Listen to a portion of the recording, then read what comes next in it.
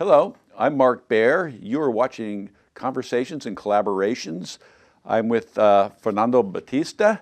Welcome. Thank you very much. It's an honor to be here, and thank you for the opportunity. Appreciate it. Well, and thank you again. We just had the shoot that we collaborated on together with the drone, and it was a lot of fun. Very, very much fun. Steve had invited me the night before, and I had no idea what I was getting myself into it. So I said, I'll bring my drone, and we'll go from there. Yeah. So it was a lot of fun. Yeah, it was fun.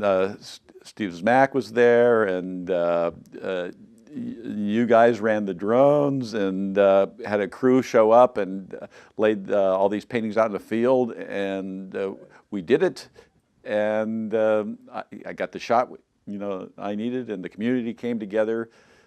So let's start at the beginning. In the beginning, where did you come from? How did you get here, and what do you do? In the beginning, I grew up in a small little town in the state of in Minas Gerais, which is the General Mines, and my father's family is from there. And my grandfather was a civil engineer. And this is in Brazil? In Brazil. Yes.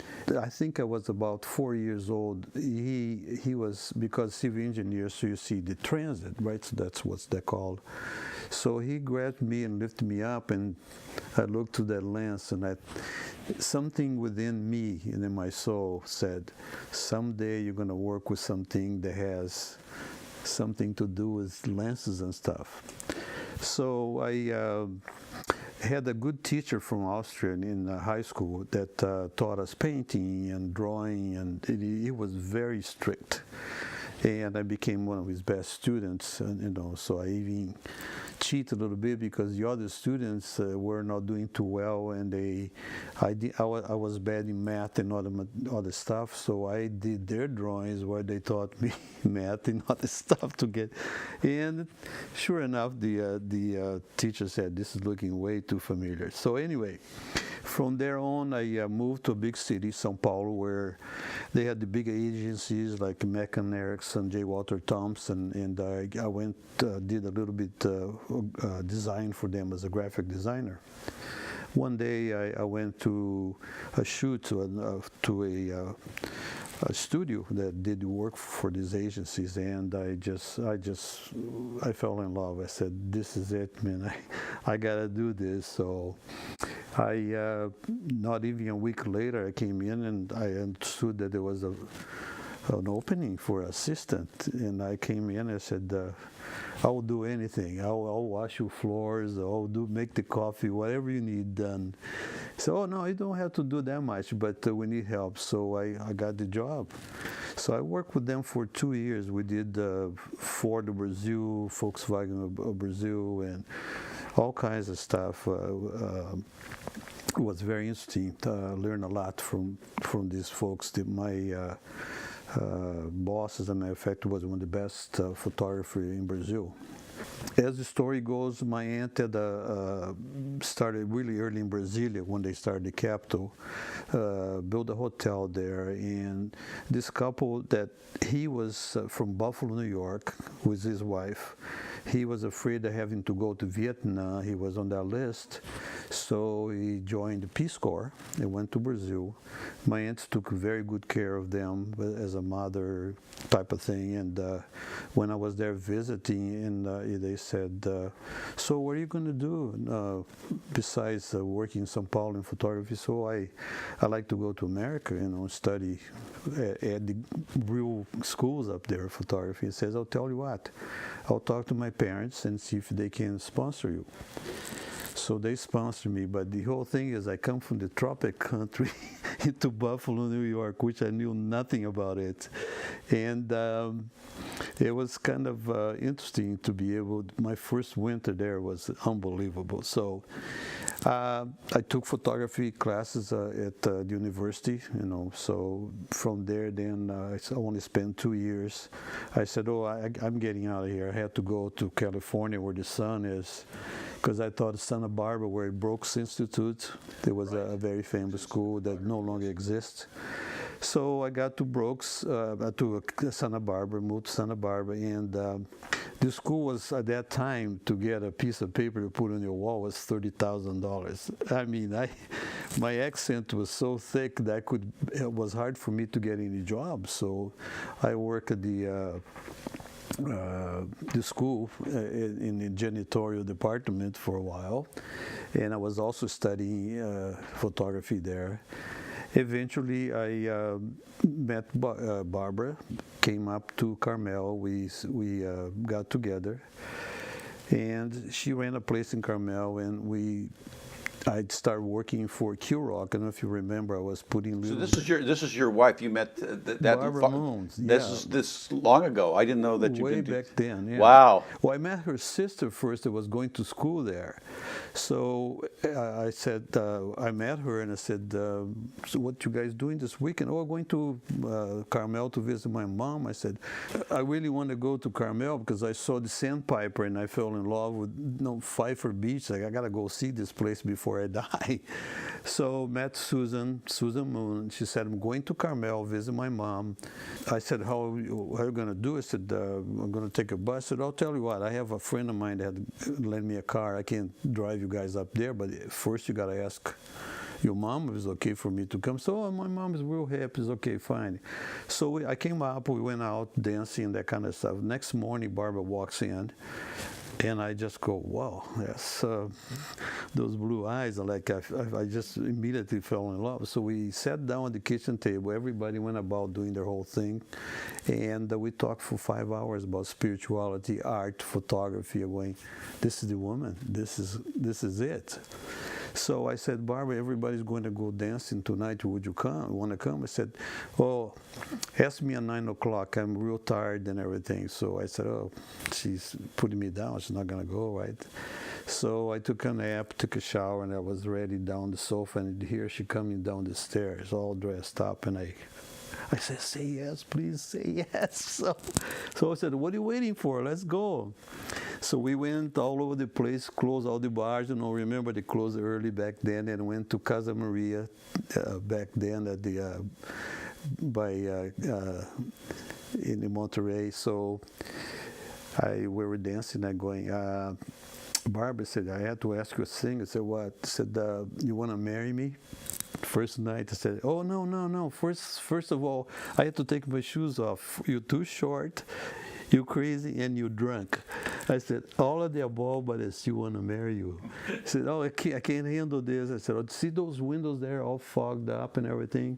I'm going to start writing there, marry me, or otherwise, until you say yes. And I said, oh, no, you're not going to do that. So I just said, oh, watch it. I left her on the dance floor, went up there on the top of the table, and I started writing. She keeps saying, get down. I said, okay. So I got down, came back, and so as a result, I had to. I got another job in Santa Barbara, so I had to go back and forth. I would come up here on Friday night. Next Monday morning, I had to get on the and drive all the way down fast to get there to my job.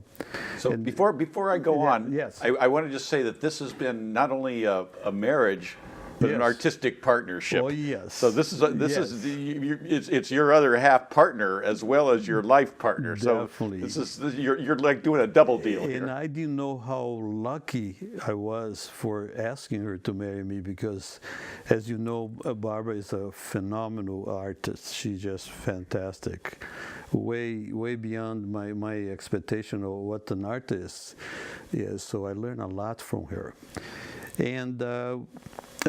Q-Rock, I went to work for Q-Rock, making $2.10 an hour, and it was getting old because I didn't have a car. I had to go in the rain and stuff. So she said, I said, I can't do this anymore. She said, what do you want to do? I said, I want to go back to do commercial photography. So quit. I said, seriously? She said, yeah. So I quit, and we started our business with a borrowed 35mm camera. I went to Carmel Realty. I looked in the windows. They had this little 8x10 black and white. I said, I can do that for you guys. Barbara and I, she's good at the lab, and we can take photos. And I said, sure. So we started there. Then as the progressive magazines in architecture and real estate started hiring us. And from there, thanks to Gary Ibsen that had the Monterey Life magazine, he hired us to do quite a few of all the magazines. We did the entire thing. How many years ago is this? How far back are we now? Oh boy, we're talking about late 70s. So that develops from there. What happened is Brooks Institute, I couldn't go to it. And many years later, when we had the little studio in Monterey, I got this phone call and says, is Mr. Batista there? I said, yes, I'm Batista. I said, oh, I'm so-and-so from the director of Brooks Institute Gallery. Been following your work for many years. We want you to have the first commercial photography show here. And I went, excuse me, hold a second, please. Barbara, somebody's trying to pull a joke on us. This guy saying he's from Brooks, first commercial photography show. I said, I'm sorry, sir, I'm holding you together here, but hold you on the phone. But is this for real? I said, of course it's for real. Who wants you guys to come down here? Sure enough, we went. They had the first commercial photography show at Brooks. It was incredible. Anyway, a few years later, our photography studio was next door to the Monterey Jazz Festival, and became very good friends with Jimmy Lyons and everything, you know. And one year, which was 1979, Jim had a Brazilian guy that came up here because he brought some musicians with him, and he needed some help with the Portuguese and stuff like this. So why don't you come over to the Jazz Festival with us, and you can help me out with the translation, that kind of stuff. Sure, that would be fun. So Barbara then at that time was down in Brazil with her mom. They took a trip down there because an advertising agency wanted to see our work, so she went down there. It wasn't very successful because here's a woman representing a man in a country that didn't value a woman as business person. Anyway, I was looking around the Monterey Jazz Festival. I didn't see any photographs for advertising their things. It was mostly graphics. So I said, Jimmy, do you mind if I bring an idea to you that to do a poster? Said, so what do you mean by that? So it will be the first photographic poster for the Monterey Jazz Festival. I'm Mark Baer. I'm with Fernando Batista. We're watching Conversations and Collaborations, and we will be right back. You are watching Conversations and Collaborations. For all episodes, go to markdavidbaer.com. Hello, I'm Mark Baer. You're watching Conversations and Collaborations. I'm with Fernando Batista, Batista-Moon Studios, one of the kind of legends on the Monterey Peninsula. So we are left off at the Jazz Festival. Yes. The Jazz Festival was interesting because they never had a photographic poster. So I came up with this idea of presenting to them, and Jim Lai said, well, do something and bring to the board, and in 1980 it's open, So Barbara came back. I was so excited about the idea, and I didn't know how we were going to accomplish it because I had to produce the whole thing, get a designer, pay for all the printing and all that, and then try to sell it. So when Barbara came back, I was so excited. She could barely listen to her talk about her experience. And Barbara came up with this idea. We're going to do a 1980 jazz poster. And I said, how are we going to do this? We'll find a way. We're going to do this. So we kept just going with our regular studio work and for wineries, for the agricultural business and all of that. And the months are going by, so the jazz festival is approaching, and we didn't have anything. So one day we're there shooting some food, and we just ended up finishing it. And I looked out of the window, this sunset. So we said, this is it, we're going. So we grabbed the 4x5 camera back then, big sheet of film, not small little stuff, with big tripods, and ran down to the beach with a trumpet and a chair. As a matter of fact, the chair we found it in Cannery Road. There was an old restaurant there, that down below, downstairs, they had a mountain of these chairs in there. So I painted in red, we got a trumpet, and we ran to the beach. And with all the 4x5 on the other side, it was quite an ordeal. I had an assistant taking the chair, put it on the beach, put the trumpet, and wait for the water to come in and out. Well, I just set it up. I'm looking on the black cloth, and I go, Barbara, I gotta look at this. And no, shoot it. So, it's very hard to put a film in and out all the time with the 4x5. So I took probably 5 shots. And just like the trumpet went down with the chairs, we had to go find it. So I believe, I sincerely believe that there was an act of the Spirit, a gift from the Spirit. It's like, that's how I believe that art gets manifested into this world.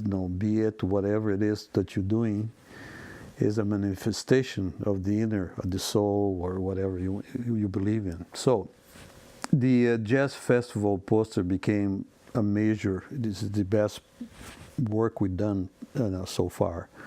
It's in the Museum La Fiche in Paris, and a lot of movie stars in LA collects them, and we sold quite a few of them. And for us, it was like a good thing too, because the scholar, it was we gave partial money to the students, their music students, that they have all these bands.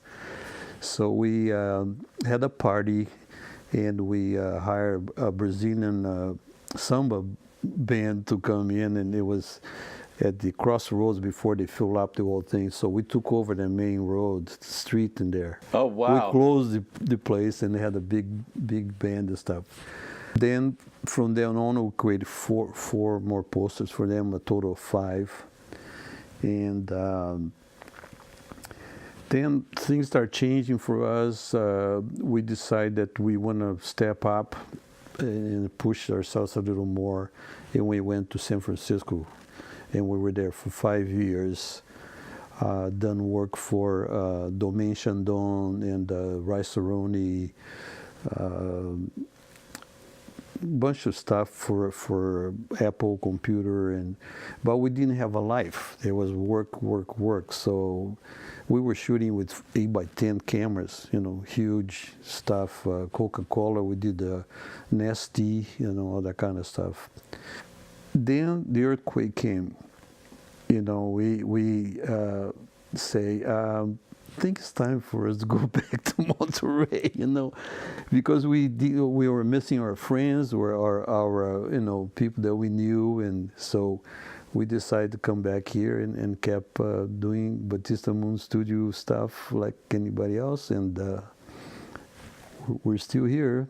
One of the things that we've talked about is how great it is to have a community that definitely will, so that we can, just this conversation, artist to artist, and artists showing up for each other, artists leveling. In other words, you went to San Francisco, and I like many artists always make the trek to the big city, because you always want to see what the state of the art is. Exactly. But you can have state of the art, and the other thing with an artist, the artist never wants to be parochial or provincial. So that's the other drawback of living in a smaller community. Well, you can offset that by having a community that communicates. Right. I never thought about, there was much of our concern about be one or thing or another about the parochial kind of situation. It was more like, I want to experience more. I want to learn some more from the big boys and girls that were doing stuff up there. Yes. It was great because we learned some organizations that was very friendly that way. We would listen to lectures from some of the major photographers in this country and from foreigners too. So But again, we didn't have that small town feeling. Barbara's family were here, and all of that was influencing. We were not happy up there. So, but again, what you lack in the city, you able to make up here exactly by just not in terms of just your life, but in terms of your creative life, right. by having a community that will actually get together, help with each other, be that creative spark, right. and keep the bar high. One of the things that helped Barbara and I, because Barbara was, when she was 14, I think, she lived at the Weston's Garrapada place with her mom and 4 of her siblings. And she used to babysit all the Weston kids and L. Weber's kids and stuff. So L. Weber was a mentor. He taught at MPC, and I think she introduced him to me, and we became very good friends, and he became our mentor. And he was responsible for saying to us that, well, you guys ever thought about teaching? I said, yeah, why not? But we never done it. So he introduced us to Santa Cruz, who had a program on photography. We became their teachers, part of the whole group of photographers like Ted Orland and Marta Casaneve and all of those people. And really like it, sharing what we knew to pass it on. Because there's nothing for me, and as well as Barbara, to see students finally go, oh, I got it, that spark on their eyes, that something happened. So before we move into teaching, I want to talk about the being able to be a graphic artist, being able to be a painterly artist as well. Those part of your toolkits. How does that both influence your photography, and how do you pass that on as a teacher? That is passing it on. That part of it's a little difficult because that's what's within me. What I learned and how everybody is different. As you know, they learn something and they can advance in certain ways, a certain speed. Barbara and I had taught some class on creativity, which that helped quite a bit. But the part of studying the masters had to do, for me mostly, and Barbara also, is light. I tell them, light, observe light daily. Tell them about taking your students to the museum. Oh, yes. We usually tell the students that we're going to go on a photography journey up to San Francisco or some other place and then go see a show. And a few years ago, there was a show of the Dutch masters at the Young Museum. And one of my students was standing in front of one of the paintings, and he was actually crying, and I'm going, what's going on here? I said, oh, this is fantastic. I never been to a museum. I never seen anything like this before. This really inspired me to do a better photography. And so that's the treasure and the pleasure that we do from teaching, that we get from it. You get it back. It gives you more creativity, more, of your own. And of course, that's the whole idea. Whose work influenced you the most? I would say that at first, when I started doing work in Brazil, I was inspired and also impressed with Cartier-Bresson and also Sebastião Salgado, which is a phenomenal photographer, Brazilian photographer that lived in Paris. And some of his projects, I don't know how he did it. It's like takes 10 years for one project. He does one thing. He was mostly he photographed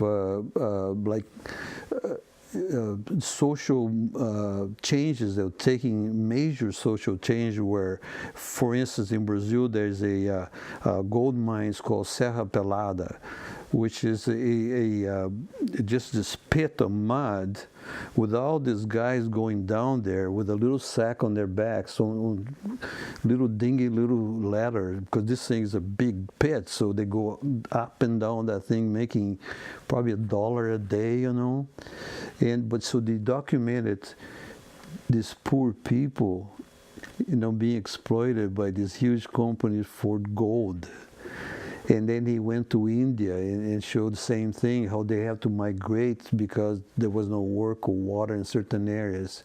He got to a point where he was photographing this woman with a baby on her arm. They're both like skeleton almost. So something hit him. He said, I can't do this any longer. So then he started a project that has to do with places in the world that are virgin, untouched. And he created this phenomenal work, a body of work. And he put a book out, and his son did a movie on him. It's called The Salt of the Earth. If you have a chance, you should take a look at it. Phenomenal work, all in black and white, and just incredible. So that influenced me quite a bit, because I like humans, you know, like human beings. I like to see the expression of the humans, what they do, their art, and about their lives and their trials and tribulations. All of that touched me as a photographer. So when we created Evie, Barbara and I always said that commercial work doesn't have to be bad. You know, you can have a commercial work with an art. Yeah, bent to it. You've learned how to do that. And your last thought here for today. I grew up doing commercial photography on the industry, doing stuff that somebody else was telling me what to do. And I always had to work under a drawing or a graphic saying, this is what we want to do.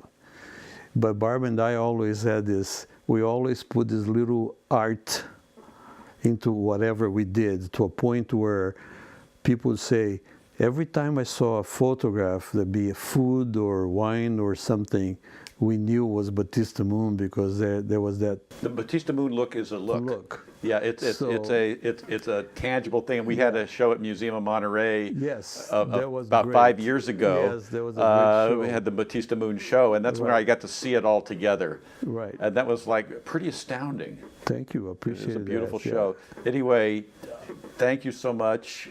We've hardly touched the surface. There's much more to do. But I'm Mark Baer with Fernando Batista, Batista-Moon Studios. You're watching Collaborations and Conversations. Collaborations. Yes. I can't quite ever get that right. But anyway, we'll be back at some point. See you later.